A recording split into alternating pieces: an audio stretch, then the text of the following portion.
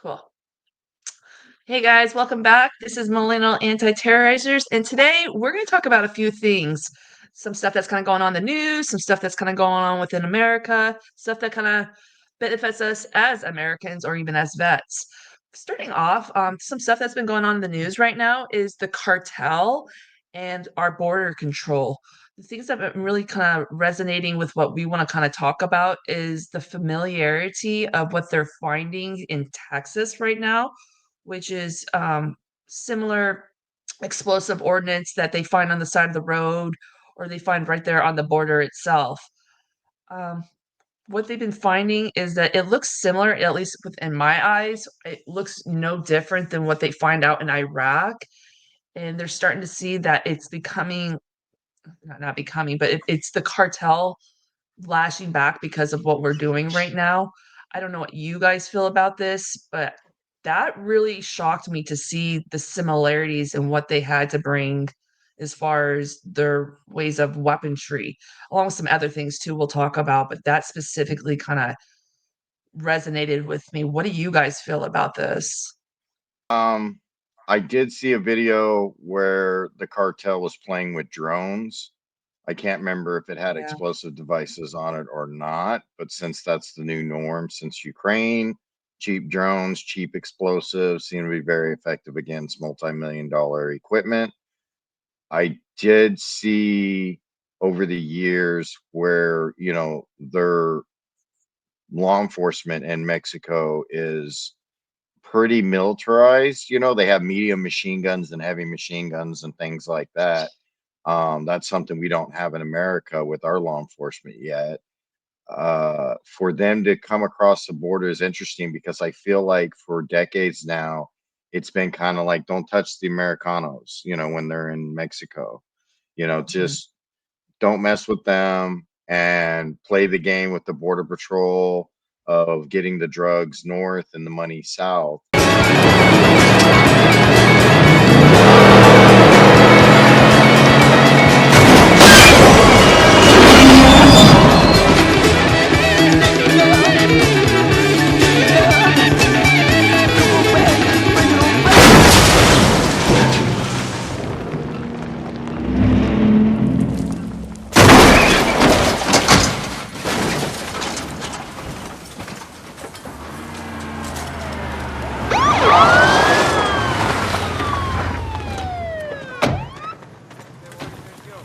Bill, holy shit. The circus came to town. Hey, Vasquez. I'll tell you what. We'll take care of this. You better. You know the paperwork involved. We'll say they landed on your side, okay? No problem. But if it's going to be actual casualties, including like cartel members doing acts of violence on U.S. soil, then I feel that's just going to escalate the situation to where the military is definitely going to get more involved than it is right now. What about you, Brody? Right.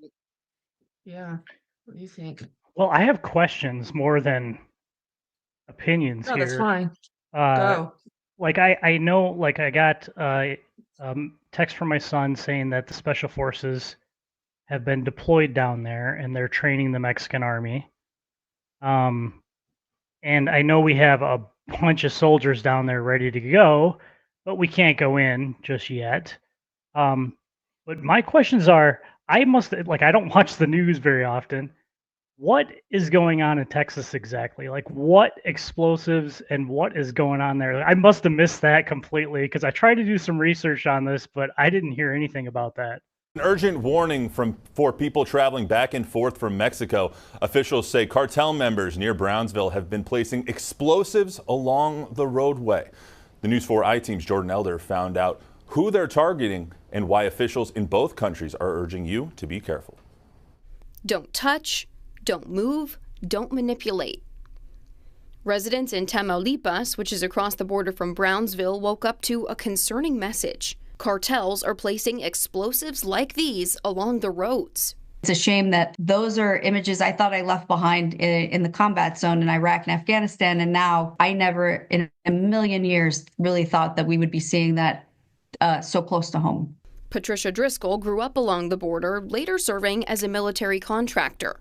people who are from there, that we don't think of our Mexican border as a war zone, and we don't want to. She says this message is alarming for people in border cities who cross back and forth every day.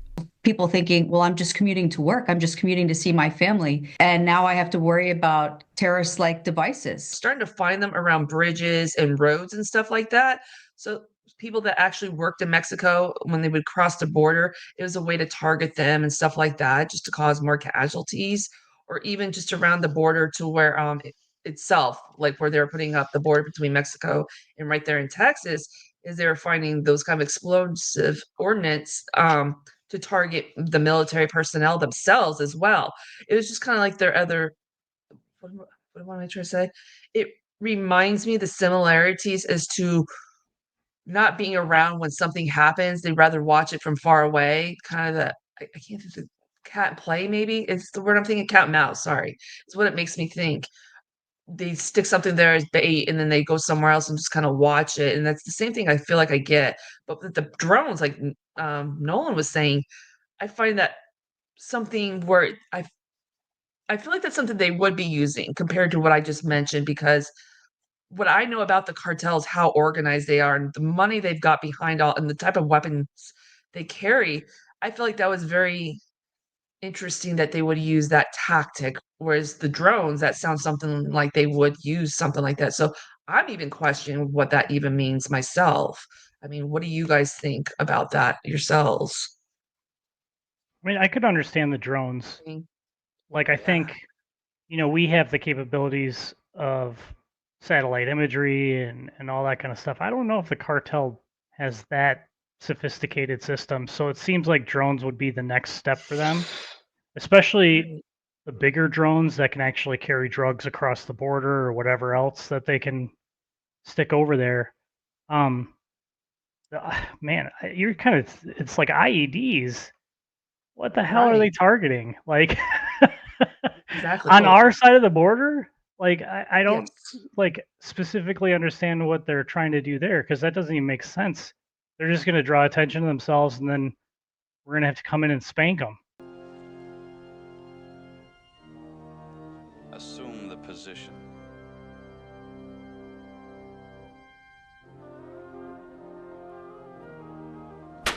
Thank you, sir. May I have another? Thank you, sir. May I have another?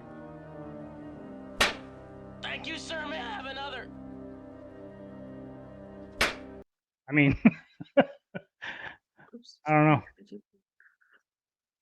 Ooh, cool. So that's what I'm thinking myself, because going back to like what we've always known as them is that they're not stupid. Yeah, we know them as like some type of terrorist organization, but they're smart enough and they know better when to do certain things. That just kind of like what do you call them? The mob.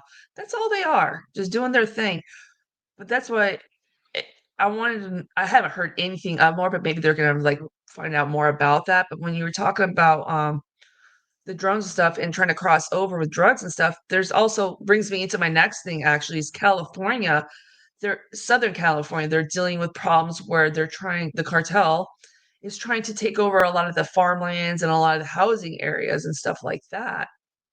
So, with that being said, the cartel would go in trying to pay well, the people living there doesn't want to move, but the cartel says, well, this is what you're worth. We'll pay more just for you to move.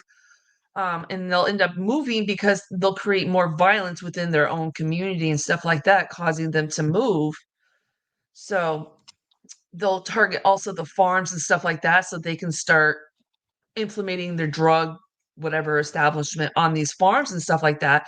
And then the whole crossing over the border is bringing in their what do you call them? Their little workers or whatever that kind of do the stuff.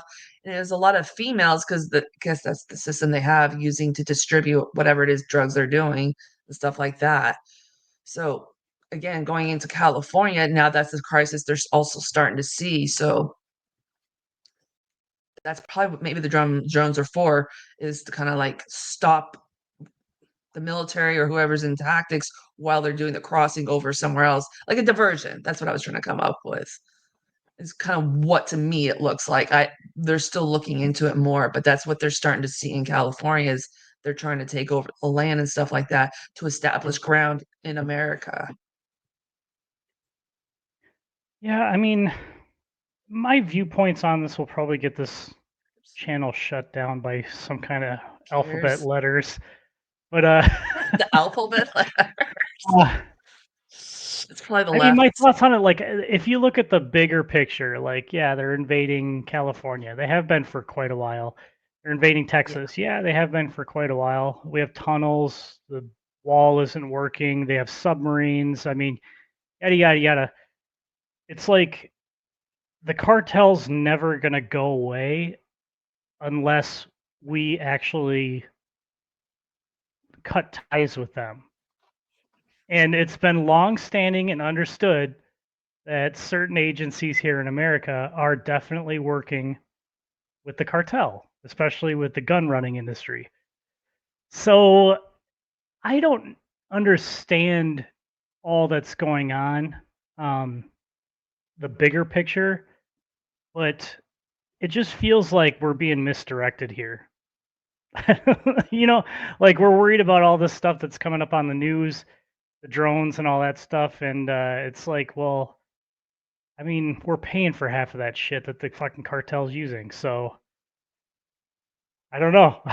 It's very strange to me that it's even newsworthy at this point. Normally, they've just been keeping the cartel off the news for how many years? So, and I know this whole terrorism thing, if they label the cartel as terrorists, then it opens it up for like military action. And I know Mexico does not want us to invade. The president just said that yesterday. But terrorists, we can use drone strikes on, missiles. Like it opens up the doors for that stuff. So I think it was Trump just labeled them as terrorists, right? Yeah. Was that yeah? So Yeah, that's he very signed it. racist.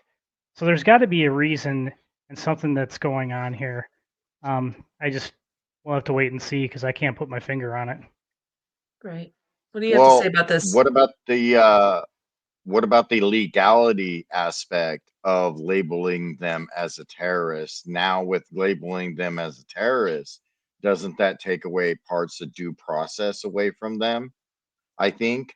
And you can also house them in Guantanamo Bay.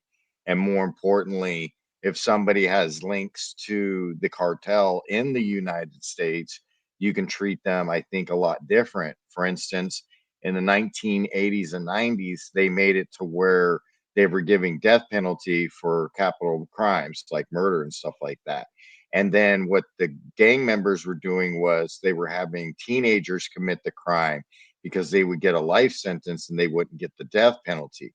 And then eventually they changed the law to where now you could treat or charge a minor as an adult. And they've done it on terroristic charges from the school shooter with the parents a couple of years ago when they bought their kid like a pistol for Christmas or his birthday. And then he shot up the school not too long after that. Jeez. So that's the so now they charge the parents with like something, but now they're charging school shooters as terroristic charges. And with that being said, I think that follows under like the Patriot Act where they lose some rights in there somewhere. I'm not too sure. I'm just kind of remembering vaguely that they were talking about the legality issues that the 9/11 conspirators that they had captured one of the masterminds, and he's been in prison for. I think they just released him, but he was in prison for 20 odd years. Right. Yeah, I don't know. Well, also, with that being said, I want to talk about like what Brody was saying.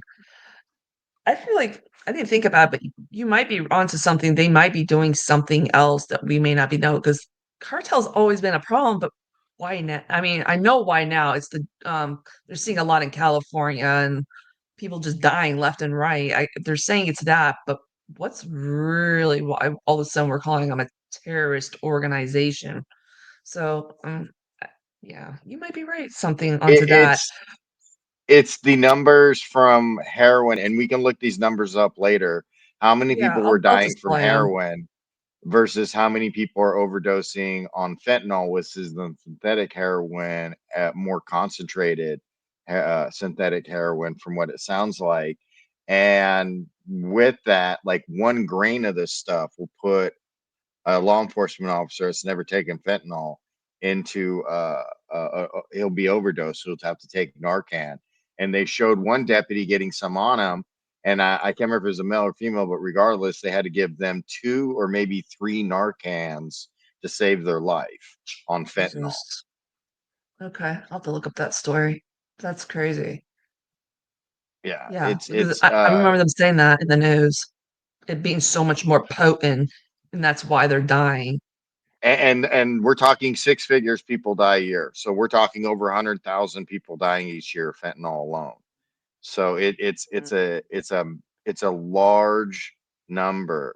Like for instance, when Boulder, Colorado was enacting their 22 caliber semi-automatic ban, um, nobody had been killed in Boulder County due to a semi-automatic rifle. And at that time, this was like March. And at this time, there was like something like 34 overdoses in just Boulder alone from people ODing. And we could look up the numbers in Boulder for 2018 and see how many people actually died in Boulder County from overdoses. But it's rampart everywhere. I mean, it's just bad everywhere. Yeah. But even with that, that Well, doesn't convince me that they're talking about cartels. You know what I mean? Like, so at first it was the weed. Now, as your counselor, I'm here to tell you about drugs and alcohol and why they're bad, okay? So, first of all, smoking's bad. You shouldn't smoke. And alcohol is bad. You shouldn't drink alcohol. And as for drugs, well, drugs are bad. You shouldn't do drugs. Okay, that about wraps up my introduction. Now, are there any questions? And that was a huge epidemic, but it wasn't killing people. Then came opioids. I mean, how much heroin came from our southern border? Okay, it's like an outrageous a number of people have died from heroin. And what did we do? We partnered with them. we, we sold them guns. Right. You know, so I mean, like, okay, so we armed them. And then with fentanyl, fentanyl's not coming from the 6 cartel that they labeled terrorism. It's not coming from them. So it's coming from Chile. Like most of the fentanyl is coming from Chile in South America. So again, it's kind of like the whole same thing where it's like Osama bin Laden hit the towers and we invaded Iraq. You know, it doesn't make any sense. He was in Afghanistan. The fuck are we doing? There's some shit here that I don't quite understand yet, and I'm sure it'll come to light. I don't know if it has to do with cartel. And I mean, you talk about fentanyl, we could shut that down tomorrow if we wanted, I but we was thinking don't the same. because we're making money off of it. America is making money off of the cartel. So it doesn't make sense to me. There's some fishy shit going on. So one of the briefs, I still remember one of the briefs that we got in 2002 was, okay, so we had already been in Afghanistan for less than a year at this point, and we're coming up on the year mark in Afghanistan.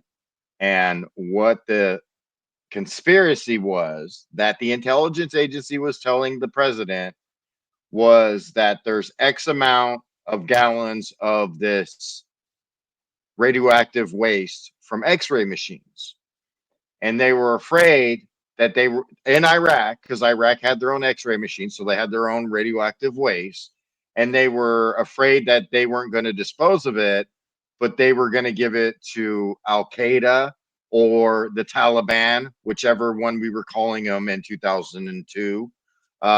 People remember Al-Qaeda. But that was one of many things. They still thought that the weapons program was still going, which it was not. All 5,000 chemical shells and bombs that we found in Iraq were pre 91, so they were manufactured in the 80s or 1990, 91. Nothing newer than that. And we found out at a later date that the reason why certain generals held on to them and didn't tell Saddam was out of national pride. If we can believe that. Remember, this is Saddam Hussein, who had 200 politicians pulled out in one day and had him executed, Saddam Hussein. So, when they tell that little story, it doesn't add up. And like what you're talking about in the cartel, it does not add up. But what does add up is if we're losing six figures a year in deaths from fentanyl alone, whereas suppose I have no idea what it was with heroin, but I do know that heroin wasn't as high until after we went to Afghanistan, and Afghanistan started growing poppies, opioids, because the Taliban restricted that, from what I understand. But when we came in, we allowed them to now make this stuff again. And from what I understand, they were giving it to the Mexican cartel because there used to be signs that said, "Don't do drugs, you're supporting the Taliban." It's fucking crazy. I mean, with And those were Afghanistan, the actual signs Taliban. on Pendleton. They were on, those were signs on the barracks at Pendleton. I remember them. 2003, Wow. when we all came back from Iraq, at the end of 2003, they were those posters were there. So they had the link with the Mexican cartels already working with terrorist organizations to bring up their heroin. Yeah. I don't know about that. Well, let's shift gears a little bit. Other than just the cartel stuff, let's talk about like things that have been changing for the better or maybe the worst for America. So a lot of things have been passed right now, and with the change in the IRS kind of slowly going away, I've been hearing a lot about people's welfare, like EBT cards, benefits. People that are struggling out through because of like whatever they poverty. That's the word I'm looking for. Because of poverty. I know they're changing stuff like that. A lot of people are starting to rant and rave about their EBT cards either being taken away and things are being just dismissed altogether, and it's starting to affect them financially. What do you guys hear? What do you guys feel about this? What do you think about what's kind of going on right now with all this? For me, Um, the resources out there for you to get back on your feet are enormous. And welfare, EBT, that's supposed to be temporary. It hasn't been temporary. A lot of people have been taking advantage of it. I mean, if you get free money and you have to do very little, why would you do any more? And there's a lot of people that just, I think America's getting really, really lazy. Really, really lazy. Shit happens. I'm not denying that. But being on welfare for years shouldn't happen. It's supposed to be a temporary fix for what you got going on right now. And if you can honestly tell me that it's taken you 3 fucking years to get a job, I mean, there's no way. I could get a job tomorrow if I wanted. Like, I mean, there's so many opportunities here in America. There's no excuse anymore. That is such bullshit, especially with COVID and how that affected the workforce. I I think just the overwhelming amount of laziness is really hurting how much taxes we have to spend to make sure that these people who are lazy are comfortable. And I don't know. I think that whole thing should end. Should be a temporary fix. There's too much resources. The workforce departments, or what is it, Department of Labor workforce, or I don't know, whatever government agency does that stuff. There's so many opportunities there for you to get back on your feet immediately. So that's how I feel about it. Nolan, you got any take on it? So I remember the story my brother-in-law told me in the 90s. Okay. So he went on a mission for the Mormon church down to Alabama in 1992, 93. And I met him like in 95 or so, right before he married my sister.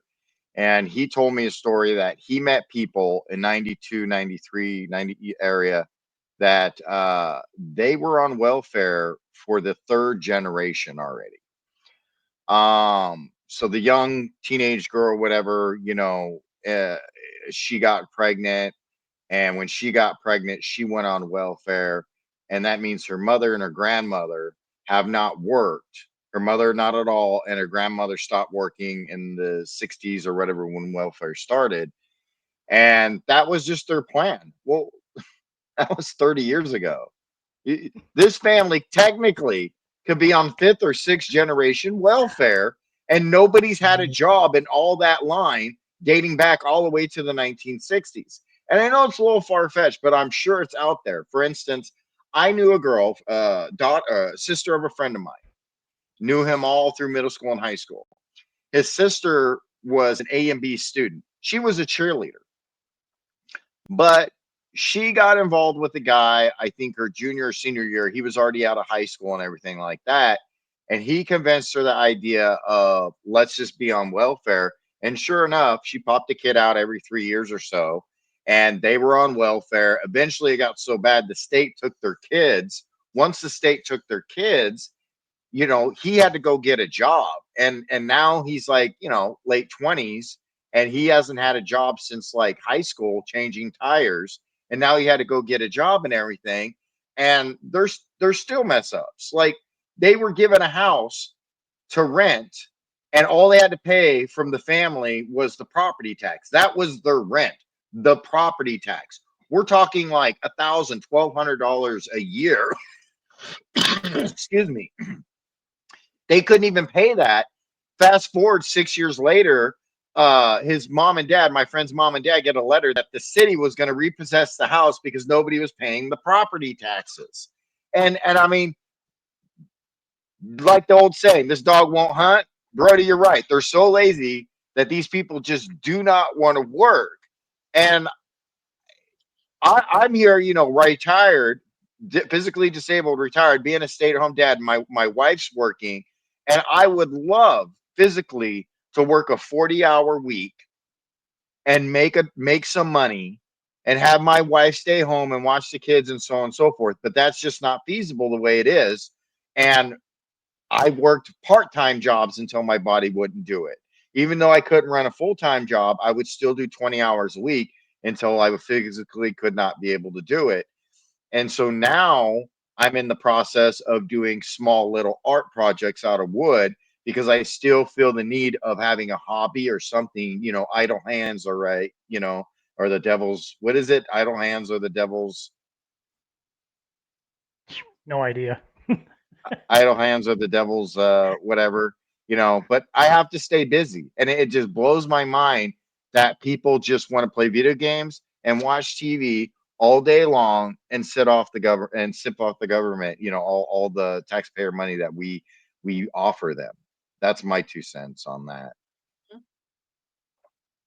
And that's what's making America even like dumber because they're allowing this to happen and they're effortlessly not doing anything to help themselves. They're easier to control. So the dumber they are, the more control they could have on them too. So we'll see how that happens. But I know it's not affecting me, but things that could be effective was like not just the welfare, but the Social Security. I was myself very worried about it at first, but it's sounding like it's not going to take place. But because I am on SSDI, because I really do suffer, like I really do want to work, like I feel eager to go want to do stuff but with my mental health and the way I never know what is going to trigger me, I really worry about having to take off work so much, or say like I'm at work and something happens because whatever situation is going on. I just don't want to create that bad situation or environment for that business or myself. So I just try to do what I can from my own home. Doesn't mean I'm still not trying to work, but I've seen this was a roommate I used to know. She had the EBD card or whatever like that. And she was she never worked ever.